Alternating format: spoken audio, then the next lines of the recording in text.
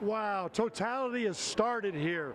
You can already see where the shadow, where the moon is coming across the sun. It's already started here. It's pretty amazing. I'm Rick Crosslin here at the Great American Total Solar Eclipse, and boy is it hot. I mean, you know the power of the sun today.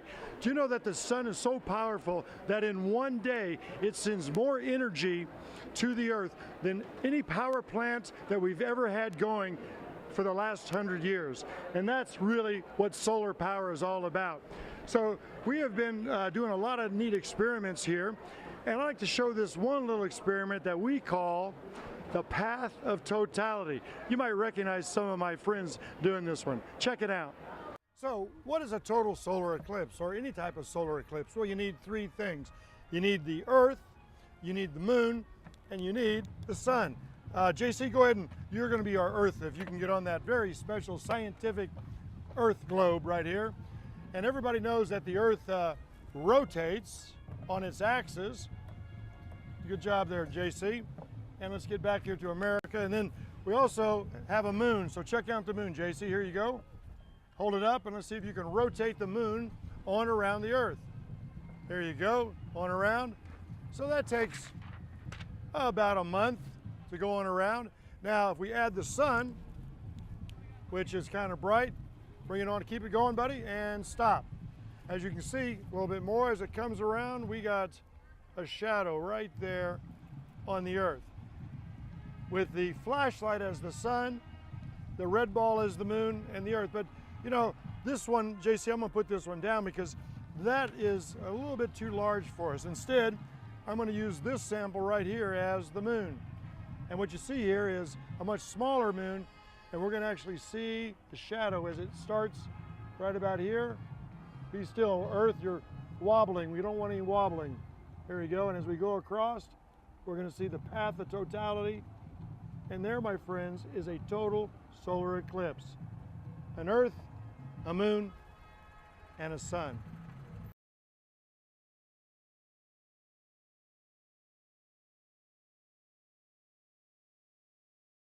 Where we're at, there is already people inside and outside of the stadium, activities all over the place. Totality has started. You can start to see how the sun is coming, is being blocked here by the moon.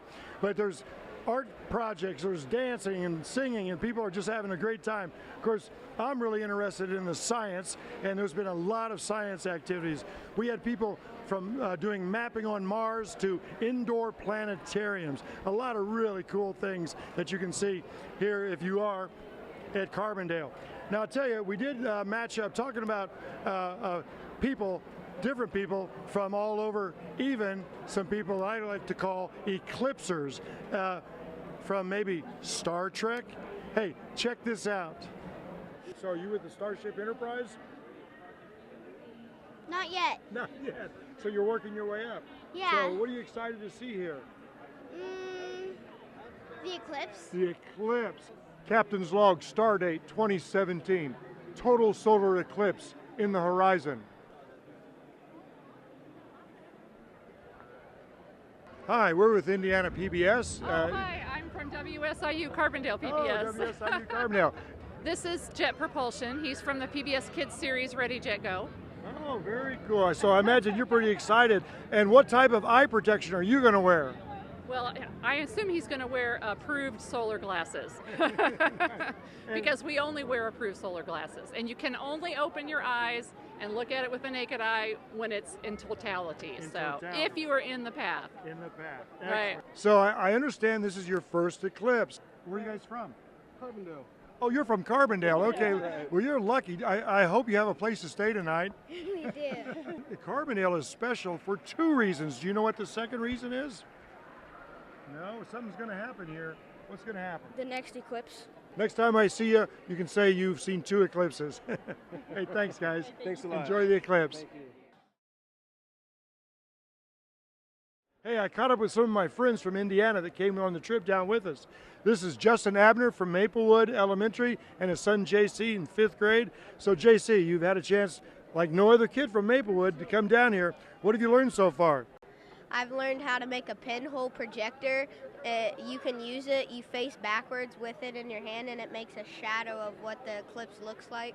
Oh, that's a safe way to do that. And so you think you'll be able to share that back in Indiana? Yeah. Okay, what else did you learn? And I learned that this is what the corona's supposed to look like at the end of the eclipse, and then you can take off your glasses and look at it. When it's like that, right?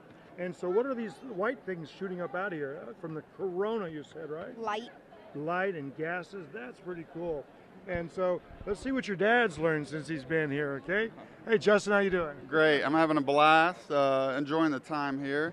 Learned the same things he's learned, and then some simple activities that the teachers can take back in their classrooms. Like these are cookies, and if you would have a flashlight, shine it behind there, you could actually simulate what the eclipse was going to look like. And there's the total. Well, hey, Justin, guess what? I got a flashlight. Oh, even better. Let's see. Oh, here we go. So you got the sun behind that snickerdoodle or whatever, and it's coming on up, and total eclipse. Of course, in Indiana, it's going to be more like this, partial eclipse. But I think there's a better way to do this, showing a total and partial eclipse. Well, that's a better way to do it. Check it out. Oh, I guess no eclipse. That's great. Hey, you're going to have a lot of experiences to take back to your class, but what's really cool is you got father and son here. You guys will remember this eclipse your whole life. Yeah. Maybe this is the start of a really cool science hobby. You guys might become eclipse chasers. Who knows? What do you think? Yeah? You ready to give up baseball to be an eclipse chaser? No. All right, there's still hope. Science can win over sports.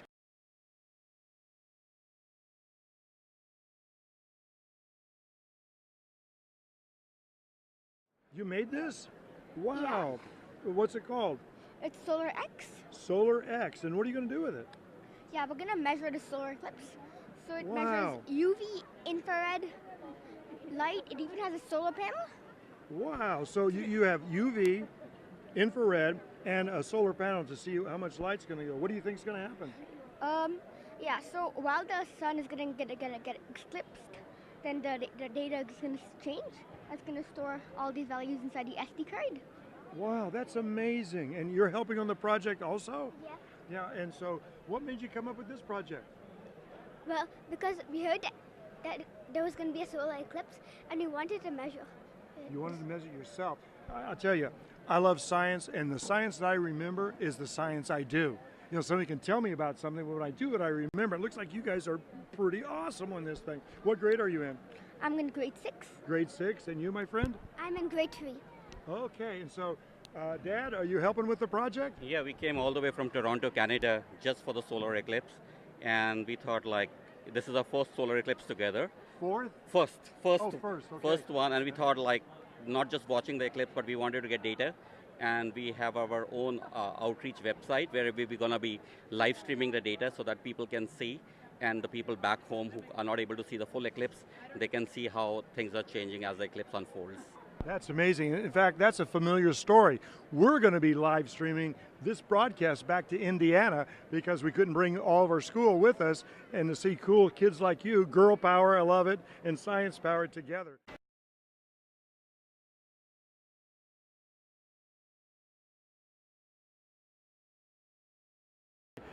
UV beads, and when they hit the light, they change colors. That just shows you a little bit about the power of the sun as these things change colors right in front of my eye. I'm always trying to find some cool experiment, even though, you know, we're here at a stadium. These are Ritz crackers.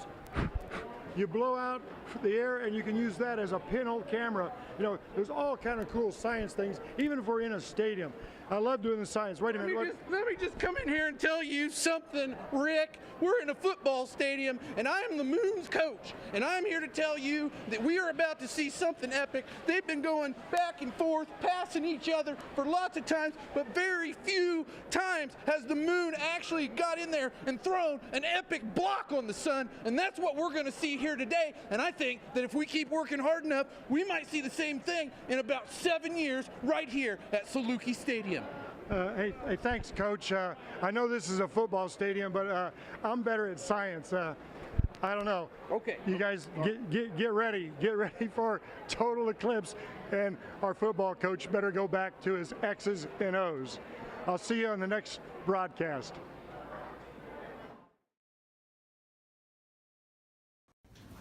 Hi, I'm Kaylee Hendrickson, and I student teach in 5th grade at Bridgeport Elementary in Wayne Township.